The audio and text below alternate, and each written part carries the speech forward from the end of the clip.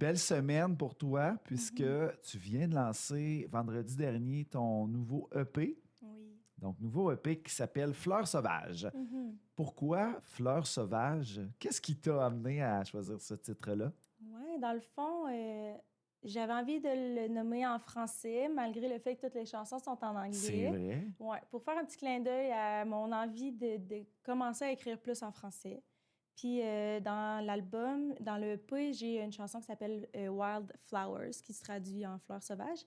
Puis je trouvais que ça donnait le ton à mon EP qui parle plus, qui est plus aligné avec mes valeurs, qui parle plus de la nature. Fait que, ouais. T'es une fière Abitibienne, toi. Oui, T'aimes ton Abitibi? ben oui. T'es bien Oui, ici? on est bien. Exactement. Puis là, tantôt, avant l'entrevue, on parlait d'un peu de ta vie, de tes rêves. Donc, tu as fait la distinction entre le EP et l'album.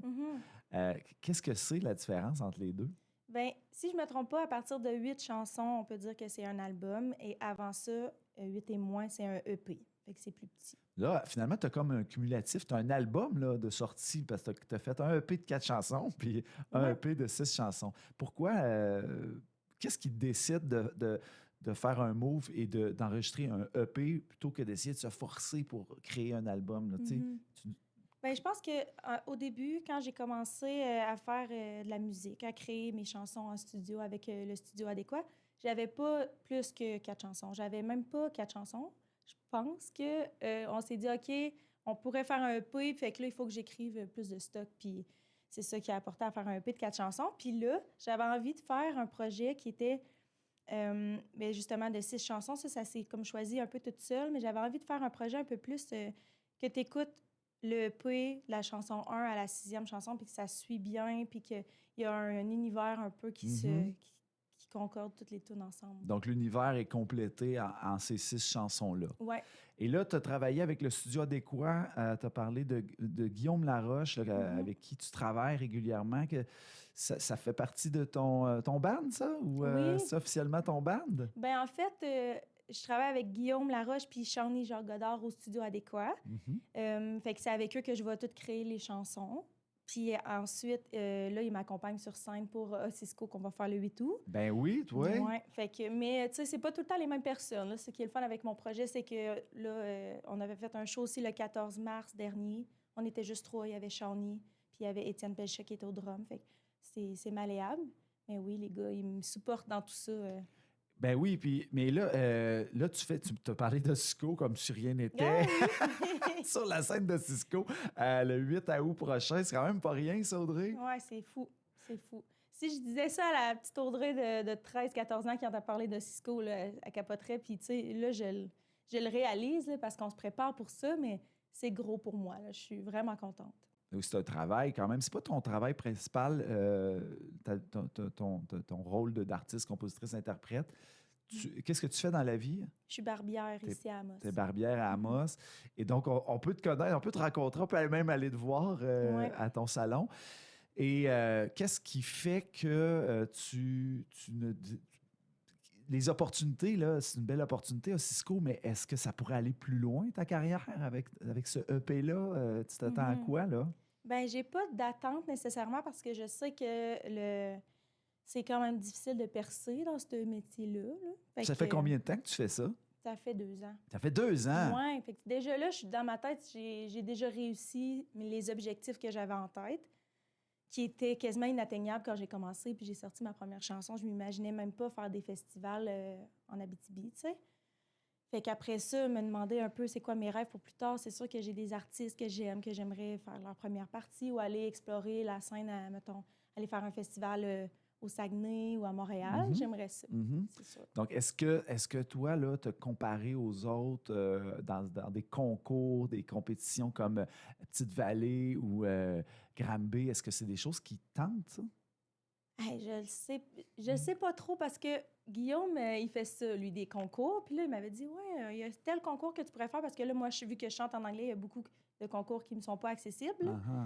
Mais ça me stresse quand même de me dire que je vais aller faire des concours. Mais peut-être un jour. Mais là, c'est pas dans mes plans.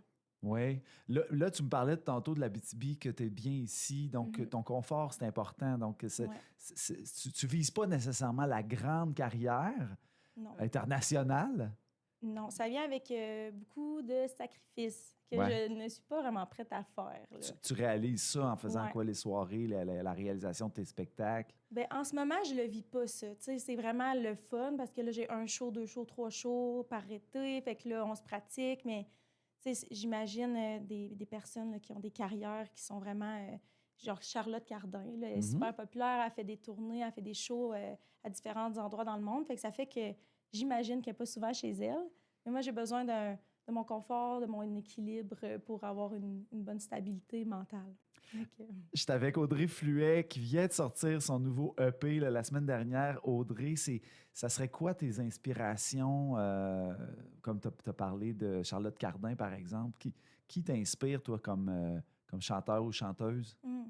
euh, là, en ce moment, là, quand j'ai commencé l'écriture de mon EP, je dirais Aurora. C'est une artiste qui fait de la musique un peu plus alternative, puis qui elle, est vraiment près de la nature. Puis quand je la vois chanter, j'ai l'impression que c'est une fée, puis que ses textes sont vraiment comme un peu magiques. Fait que ça m'a inspiré beaucoup à Mhm. me dire que je voulais vraiment aller ailleurs avec mon chant, puis Oui. avec le son Ben, qu'on avait. effectivement, il y a quand même un côté vaporeux, éthérique un peu dans ton album, dans ton EP que tu viens de sortir, dans tes chansons. Donc, tu cherches à nous bercer un peu, Mhm. à créer ce confort-là, cette douceur-là dans tes Ouais. chansons. Oui, puis autant que des fois, on se sent bercé, que là, on avait envie, tu sais, on a mis de la puissance, il y a des Mhm. drums, puis ça peut shaker aussi si tu te concentres sur les paroles. Fait que, ouais. Mhm. Là, tantôt, tu as parlé que tu étais attiré par l'écriture en français. Pourquoi? Mhm. Qu'est-ce qui a fait le déclic au début d'écrire en anglais? C'est vraiment, je pense que c'est une zone de confort, là, parce que je trouve que c'est plus simple de créer de la poésie en anglais plutôt qu'en français. Puis aussi, j'ai vraiment été inspirée par la pop américaine. Là. Tu sais, mon adolescence, j'en ai vraiment beaucoup écouté. Rihanna, Adele et Miley Cyrus et tout ça. Fait que je pense que d'explorer la musique pop, surtout dans mon premier EP qui est beaucoup plus pop, ben là, c'est ça, c'était venu naturellement de l'écrire en anglais. Ouais, fait que Mhm. c'est ça. Et là, c'est drôle parce que depuis tantôt, on parle de confort, et là, tu vas te sortir de ta zone de confort Mhm. encore Ben oui. en écrivant en français. Mais là, on va profiter de l'album que tu viens de sortir, C'est du ça. EP avec les 6 chansons. Puis Mhm. tu vas savourer un peu cette réalisation-là Ouais. qu'on va voir en spectacle le 8 août prochain avec ton band sur la grande scène de Cisco Mhm. en première partie, j'imagine, ou sur scène avec quels artistes? Avec Guillaume Laroche, France d'Amour puis Richard Desjardins. C'est cool, ça. Oui, c'est fou, vraiment. C'est très cool. Et premièrement, où est-ce qu'on peut se trouver ton album? C'est disponible sur toutes les plateformes. Fait que Spotify, YouTube Music et tout ça. Puis aussi, je suis quand même active sur les réseaux sociaux. Fait que si les gens veulent me suivre là pour s'ils aiment la musique puis ils veulent savoir s'il y a d'autres choses qui s'en viennent, ben j'en parle sur mes réseaux sociaux. Instagram, Facebook, Facebook, c'est tout. TikTok, c'est tout? Pas OK. TikTok, non. Fait que dans le fond, c'est vrai que tu mets des extraits Mhm. régulièrement. Et donc, les albums, quelles chansons que tu aimerais nous présenter ce matin pour découvrir ton album? Hmm. Euh, Mon Dieu. Ben, je pourrais présenter Wildflower, justement, vu que tantôt on en parlait puis que je disais que ça donne un petit peu le ton à mon album. Fait que, ouais, Wildflower, c'est une chanson que j'ai écrite qui est quand même... j'écris souvent mes chansons quand je suis anxieuse puis que j'ai besoin d'extérioriser quelque chose. Puis là, avec tout ce qui se passe, mettons, dans le monde, avec les changements climatiques et tout ça, j'imaginais un peu si la fin du monde arrivait, après ça, qu'est-ce qui reprendrait le dessus? Ça serait les fleurs sauvages, ça serait la nature. Fait que, voilà, ça serait Wildflowers. Hmm.